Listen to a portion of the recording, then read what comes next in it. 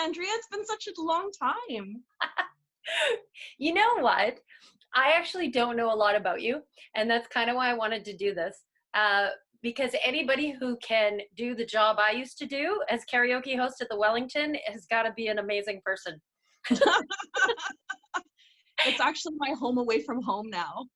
Yeah, it would be. I remember that. I was there for about 4 years, right? So Yeah. wonderful people.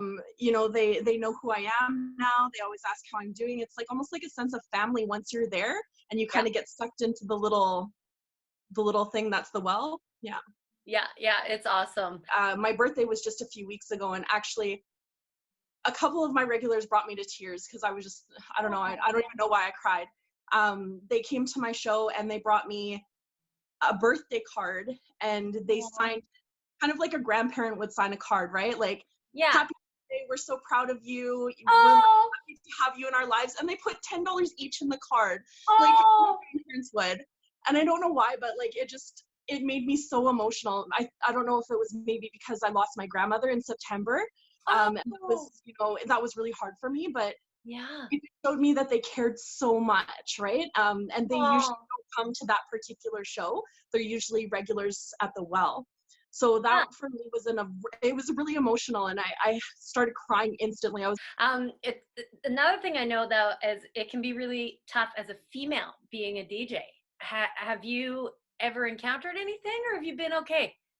I've never really had boundary issues before, but you know, when you're dealing with people who are maybe having a lot of fun and enjoying their wobbly pops a little bit too much, it kind of gets a little bit nerve-wracking sometimes, or not even nerve-wracking, but annoying, right? Yeah. Especially if you do it a lot during the week. And currently I have 4 shows a week. I don't know why I started with that, but I just wing it, right? Because it's things that I'm interested in, and a lot of people ask me about that. You know, like there aren't very many females doing the job that we do. Yeah, but when you think about shows that are currently active, I think I'm the only female right now that's doing a show, right? So it's woo! Yeah. And we're all backing you, even if you don't hear it. We're all like, yeah, go Flo. You can do it. Yeah. Well, I don't know a lot about you, so I would love to know kind of the history of your life, if that's okay. Yeah, and, absolutely. Like, where were you born? I was born right here in Nanaimo. Okay. I lived here most of my life. I did a little bit of living in Alberta. I lived in Edmonton and just outside of Calgary in a town called Okotoks. When did you live in Okotoks? Close to 13, 14 years ago. I was there for about 3 years. I did my schooling there to become an RMT. Oh, I didn't know this. See, I don't know these things. Yeah, actually, it's kind of funny. My husband always tells people it's shorter to list the things that she hasn't done in her life rather than the things she's done. I knew you'd have a story. So are you a certified, like a registered massage therapist? I am in Alberta, but not here in BC. Oh. My certificate doesn't transfer over because I'm lacking education hours, which I think is so silly. So silly. Oh, so you're lacking education hours, and so you would have been doing that rather than the karaoke, or are you thankful that your path went this way? I mean, I think in life, your path is kind of determined by a lot of things, right? I have a passion for massage. I love doing it. I loved having my practice. Taking notes. You know, I still do a little bit of massage here and there for friends and family. I do have a lash studio that I run out of my home on top of my karaoke business. I actually have 3 businesses. Okay, what are your 3 businesses? So I have a business called Dapper Babies Boutique. Okay. And that started when my son was just little. I started making little drool bibs for him, and I would attach bow ties because I think that bow ties on a little boy are the cutest things in the entire world. They are. Yeah. So I started making them, and people ask me, you know, where did you get that from? Well, I got it from me. I made it. So I started my little business, side business, Dapper Babies Boutique. It became more creating accessories and clothing for babies and toddlers for their milestones, whether it be a cake smash or a birthday or whatever. I've made tutu dresses, diaper cover sets with bow ties, headbands. I let my creativeness get out that way, which is kind of cool. And that kind of led to me creating a lot of the germ masks or whatever that people are looking for. Yeah. I want to go, before we get into because I want to get into the masks, but with the Dapper Babies boutique, do you have an online store or is it sort of word of mouth? It's mostly through Facebook that I get a lot of my my orders from, and it's kind of like an online order thing only. I make a lot of my stuff custom, which is really cool. I can be at different markets throughout the year as well. I've been at Vancouver Island Market quite a bit in the past couple of years. A lot of local artists to come together. You know, places like Etsy as well. The Etsy market is a really great venue for people to come together who are, you know, very crafty and make local things and have their own businesses that way. Around town, I don't do many of them in a year because I do have a really, really busy schedule. So I try to fit my crafting in where I can, but yeah, those are the places. Well, right now you're crafting a lot. Sorry, I interrupt now and then, so you'll have to forgive me, but I want to get I want to get to the meat of everything, right? Wait, let's go. We'll go to the masks in a minute, but what's your third business? So besides having F-Bomb Productions, which is my karaoke business. Wait, I didn't. Wait. F-Bomb Productions? Yeah. So when I went through school for lashing, I had to come up with a business name, and I was really, really torn. I'm like, what can I do in order to make something catchy? I wanted a very cheeky name because I'm a cheeky person. Anybody who knows me knows that I'm a very cheeky person. Yeah. So I wanted something that people would remember that was really kind of cheeky, because you see a dime a dozen, you know, lash artists out there, and it's like lashed by this person or lashed by this person. I didn't want that. I wanted something that would stick out. And I have a few friends. And that is a you know, a brand for you, that your personality. Exactly. I have a few friends that have very cheeky names for their businesses. My friend Tara has Banged Hair Salon, which is a cheeky name. Yeah. My friend Danielle does nails, and she does Nailed It by Danielle, which is really funny. Nice. So I wanted something cheeky too, something that people would remember. Yeah. So I was sitting at the table, and of course I was cussing because I couldn't figure out what the heck to name my business. And my husband's like, well, why don't you do like F-Bomb, because you're dropping a lot of them and your name starts with an F. I'm like, actually, that's super smart, right? So it became F-Bomb Lashes. And it's really cool because people see my car driving around town, and I'll get thumbs up because people think it's really neat that I have that, right? It's kind of a cheeky play on words. Sorry. So you drive around and your car says F-Bomb Lashes, and you get thumbs up. And yeah, it's actually kind of cool. And lots of people kind of use it as a conversation starter, right? So that's kind of how that started. And then when I started my karaoke business, my best friend Chris, he actually started calling me DJ F-Bomb because of F-Bomb Lashes. Yeah. And I was like, okay, well, there's something kind of starting with this. And he's like, yeah, you're going to own the F-Bomb empire. Yeah. And we used to laugh about it and, you know, just kind of have a chuckle. Before I started my own company, I worked for Warman Productions. Okay. And that's kind of how I started. Steve Warman was my mentor throughout the whole karaoke thing. He started me on my path with karaoke about 4 years ago. Oh, right. That was Jingle Pot. Yeah. So he does weddings. He does all of that kind of stuff, just like Todd, but he started me on the karaoke track. I want to say it's about 4 years ago. And yeah, so I kind of wanted to keep my roots when it came to the productions part, right? But kind of keep my cheekiness as well. So F-Bomb Productions is kind of where it came from. Yeah, that's amazing. So F-Bomb is now a conversation starter when really F-Bomb is often a conversation ender. You know, Yes. I'm gonna drop this now because we're done. But yeah, well, you have turned a negative into a positive, lady. I love it. But I mean, there's still a good spin because, you know, it is the first letter of my name. It's just kind of a cheeky play on words. And again, anybody who knows me knows that it's a perfect fit. No, well, getting to know you, and I'm loving this. Okay, so what was your childhood like? I had a really awesome childhood. I come from a super, super huge family. Okay. My mom is one of 12 kids. Wow. Yeah, they're from Nova Scotia. Okay. They, my mom is, she's so cool. She Yeah. has so many neat things about her living in Nova Scotia. All of the stories she tells, and just some of her quirks are really funny. All my family is that way, which is kind of cool. Sorry, I interrupt because I hear little things that I think might be interesting. But can you think of a family history story from Nova Scotia that's a funny one you remember about your mom? That's the first thing that comes to mind, even if it doesn't. You just start talking, and then things will come.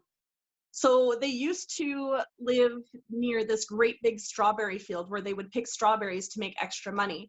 My grandma worked at the hospital a little bit, and my grandpa was a coal miner. So Okay. having such a big family, they were really, really well known around town. And they Okay. would pick strawberries in their strawberry field and sell them per quart or whatever. But during the winter when it was really cold, um, because they had such a big family, they didn't have a lot of money, but the kids across the street had this skidoo. So they said that they could come ride the skidoo in their field, but one of them had to be on the skidoo with the other kids at all times, or they weren't allowed to ride in it. So Okay. they found creative ways to kind of be sneaky and, make sure that they got all of the fun things that they needed to do. Oh. Um, Oh, right. So somebody had a skidoo. So they didn't have a skidoo because they had a little less money in the winter, is kind of what you're saying. yeah, yeah. And then it sounds like the neighbors were pretty protective of their skidoo. Yeah, so if they wanted to come ride in the field, because they didn't have a big field, if they wanted to come ride in the field, either my mom or one of her siblings had to be on the back of the skidoo with them, or they weren't allowed Oh, in the field. oh, So my yes. mom was really funny.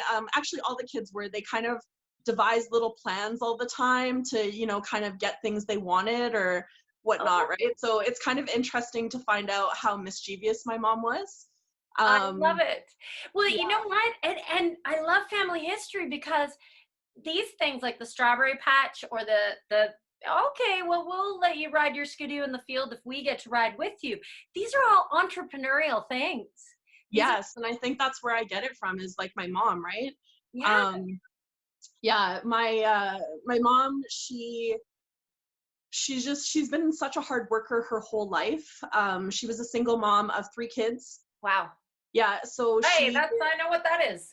yeah. I was a single mom for a little bit too, so I can appreciate it, and I think that's where a lot of my strength came from, was my mom. Oh, Um, so yeah, my mom, she had 3 kids and she worked hard all of her life, and she still works hard. She recently just had a full knee replacement, and she's sitting at home and she doesn't know what to do with herself. She's oh, not used to sitting still for that long. oh So no. currently she's a care aide, and she works at Origin, which is super cool because all of her residents love her because she's off the wall crazy. But yeah, she loves her job. I'm one of 3 kids. Yeah. So I have a sister and a brother. My sister is, oh boy, she's 8 years younger than me, and my Oh, brother is 9 years younger than me. So there's a bit of an age gap. yeah, Yeah, that's a pretty big age gap. I think I kind of did my own thing a lot, Okay. which sometimes can be a hindrance, right? Because, they want to play and they want to bug you, and you're, 14, 15 years old, and you're like, I'm too cool for you. Get away from me, kid, right? And now that I look back on it, I do regret a lot of the time that I didn't spend with them being little, because, being a parent, that kids grow up so incredibly fast. Yeah, they Um, do. They do. yeah, even my own kids, I have a 5-year-old son named Jack Yeah. and a 12-year-old Oh, daughter named Maddie. you have a son named Jack. Yes, actually, really, really funny. Yeah. My son's name is Jackson Richard James, or Jack Richard James, Yeah. and it's very similar to Todd's son. Oh yeah, no, for sure. To karaoke host having sons named Jack, it sounds like it's a trend that should continue. Yeah, and it's the blonde hair. The blonde hair, it's so cute. Does your son have blonde hair? Oh, Yeah, blonde hair, blue eyes, and a big old dimple. Really? Wow, Mhm. that's interesting. I Yeah. always find it interesting how genetics and things work. I don't think any of my kids look like me. I've got three, and they maybe my oldest, but yeah. So My you daughter is an identical mini me to me, but my son looks nothing like me. When he was born, people thought I was his nanny. no. Yeah, because you have this like strawberry blonde, blue-eyed baby Yeah, with a half Chinese mom. Kind of weird, right? So that's yeah, interesting. Does people he thought I look was like his his nanny. dad though? He does. My husband has very strong Norwegian features. He's Ah, blonde-haired, blue-eyed, ginger beard, you know. yeah, So yeah. he looks identical to his dad, and my daughter identical to me. Wow, that's really interesting. Yeah. I love it. Okay, so here's the one thing that maybe we should get into because it's current. We were going to talk about the masks that you're making, Hmm. and just because people might watch this at any time, the date today is March 27th, 2020, is it? I don't even know what day it is I, today. no. And we have been, all of us have been staying home because of COVID-19. And I didn't plan on talking about the COVID thing, but in this case, it's important because you are doing something kind of neat, is that you're making germ masks. I fully support you in this because I have done my own research. I did look on the CDC website, and at the very bottom it says, yes, handmade masks are okay, worst case scenario, That's which correct. everybody's getting to the worst case scenario. Really important to note, though, that this will not prevent you from getting the virus. Yeah. Wearing a mask, and it doesn't even matter whether it's a surgical mask or whatnot, unless it's one of those N95 masks. A lot of people are kind of up in the air, like, these masks are useless. They're not going to prevent you from getting it. Okay, fair enough, but it can still help prevent the spread of the Yeah. virus because the virus is asymptomatic, and it can stop you from touching your face, which is smart. Yeah, the more people we have with masks on who maybe have to go out, I would imagine that that would help. It makes logical sense. Let me hear about what made you decide to do this. Um, I had a few people contacting me asking me if I could make them before everything got super, super serious. And I Mm. said, I've never made them before, but I'm sure I could try. Like, I'm not a super seamstress or anything. By the grace of whatever you want to call it, Yeah. I decided to really bear down and clean my sewing room because it looked like an episode of Hoarders. It was really bad. I had stuff from one end of the room to the other, just from previous craft fairs, because anybody in the crafting community will tell you when you have a fair or some type of show, your life is insane. I decided to clean it so I could actually reach my machines and reach my stuff. Yeah. And then I recently got a Cricut for Christmas and was going through their design space and kind of looking through what they had. And they had A cricket. Wait, explain this. The first thing that came to mind was a bug. I thought you had like a little bug in a cage. What's a Cricut cricket? is it's a cutting machine. Oh, Basically, what you can do is you can cut out vinyl stickers or create cards or cut out oh, fabric patterns or whatever, and it cuts it all out for you, which is kind of neat. yes. Yeah, so I've been playing with that a lot. That's been consuming a lot of my time. I made a couple of test ones and posted it on Facebook, and I don't know if it was a smart thing to do or a really silly thing to do because now I'm kind of overwhelmed with, people requesting them. Oh, I've probably made close to 150 of them over the past 4 or 5 days. wow. And Yeah. are they you're just making them with like regular cloth, or is there anything special about the material you're using? So from what I've read online, cotton fabric is the best, or a blend of fabrics that are tightly woven. Okay. It's just so that the particles from people coughing or whatnot can't get through the fabric. Yep. Um, the neat thing about these ones, though, just give me 1 second and I'll grab one. This is the mask that was created from Cricut Design Space. It has full face coverage. So you can see here that goes over the mouth and the nose. It's quite tight under the chin and Yep. on the top Yeah. and against the face. The neat thing about this pattern is it actually has a pocket inside that you can insert a filter in. So the Okay. filter is the most important part. I don't sell them with the filter inserted, Yeah. only because you can use many different things for a filter and it depends on what your budget is. You can use a couple of pieces of Kleenex because that's still going to stop the particles from coming through. Vacuum bags were really recommended if you can cut up and open a vacuum bag, because they stop microparticles of dust and whatever coming through. Yeah. So it just kind of depends on what people have on hand. Resources are so short for everybody right now that a lot of people don't have things on hand. Even elastic is getting very short supply. I'm lucky that I have, Dapper Babies to pull supply from. I had a lot of elastic from my diaper covers. So my big thing is nobody should be saying anything negative to you about making the masks.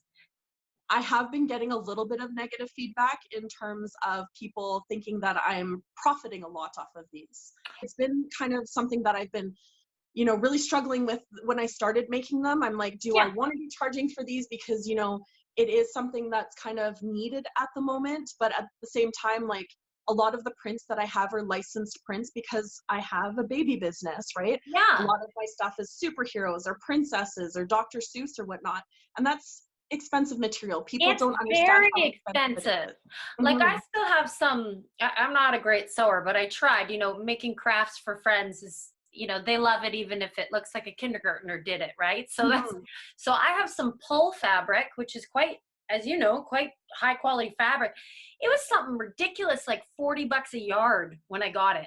Absolutely. Yeah. It's very expensive material. And even cotton fabrics, if you were to get a plain cotton fabric, they range anywhere from, I would say, $9 to $12 a meter. You're looking at probably up to $20 a meter for a licensed print, right? Yeah, So, and you know what? Here's the other thing.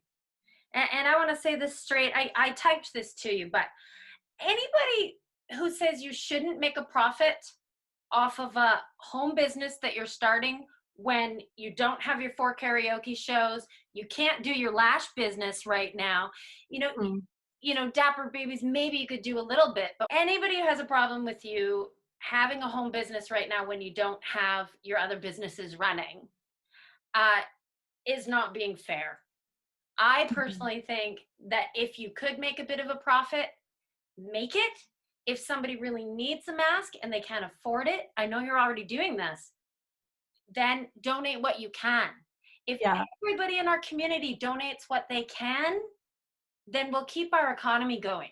Right? Is that well, my biggest thing is, I have been making masks that I'm giving for donation, whether it be to healthcare workers, or my biggest thing right now, which was brought to light by my friend Nicole, is that homeless do not have the means to protect themselves against whatever's going on. Right. Everybody is putting their efforts into healthcare workers, and I can appreciate that, but nobody's taking care of the homeless right now. And the homeless population cannot defend for themselves. During a pandemic, somebody has to do something for them, because if it's not to protect them, it's to prevent the spread even more, right? So I feel like, there's so many people sewing them for the hospitals right now. They're going to have hundreds and hundreds and hundreds and hundreds. If I can produce, a few for people who maybe need it that can afford it, even better. So that's kind of where my focus has been. I have been making extra ones. They may be mismatched. They might not be the prettiest out there. But if you're in need, absolutely take whatever I've got. But the deal was, whatever licensed fabric you wanted, if you wanted something custom or something pretty, then $5 was, I think, more than affordable for most people. My goodness. How long does it take you to make a mask? Like, really? Oh, probably about 20-30 minutes each. So I've put a lot of time into it. The most important thing is I didn't want to make a huge profit of it, just cover my material costs, and that's great, right? So I think it's really great that people are trying to be proactive to stop the spread of whatever is going on. And it also keeps me, happily distracted on what's going on in the world right now. Hey, you're making the masks, but what I'm thinking is that people like me have masks in their house already, and I think you want a mask that promotes also social distancing. Would that not be a benefit as well? Absolutely. Okay, So if I were to use a mask that I already have, right? I'm thinking I'm thinking maybe this one. I think that's a fantastic idea. I mean, realistically, I was going to, with my Cricut, make a shirt that said, if you are within punching distance, be warned now. Do it! Yeah, like in The Simpsons where, Bart starts kicking and he says, if you get in my way, it's your own fault. And then Lisa starts swinging, if you get in my way, it's your fault, right? Yeah, yeah. Yeah, if you're within punching or kicking distance, you're too close. That's perfect. Yeah. Oh, you're awesome. Like, seriously. I'm so glad with you. It's so fun. Is it fun? Okay, good. Because Yes. I'm just, this is something I've wanted to do. Anyway, how do I pronounce your last name? My last name on Facebook is Haig. Haig? Haig, but I don't go by Flo Haig anywhere else but on Facebook. Haig is my married last name, but I don't like the last name Haig. Oh. Yeah. What should I call you? Like, if I were to do it, thank you. What should I call you? My legal last name is Corbett. Corbett? Yeah. Well, I mean, we can. That's what I go by for everything else other than Facebook. I didn't want to take my married name just because a lot of people pronounce it hog, and I didn't want to be hog. So I kept my married name on everything except for Facebook. I was like, I will be your wife on Facebook, nowhere else. That's actually this part is Florence Corbett or Flo Corbett. Okay, so today we have the Empress of the F-bomb, Flo Corbett. Exactly. Thank you. Thank you.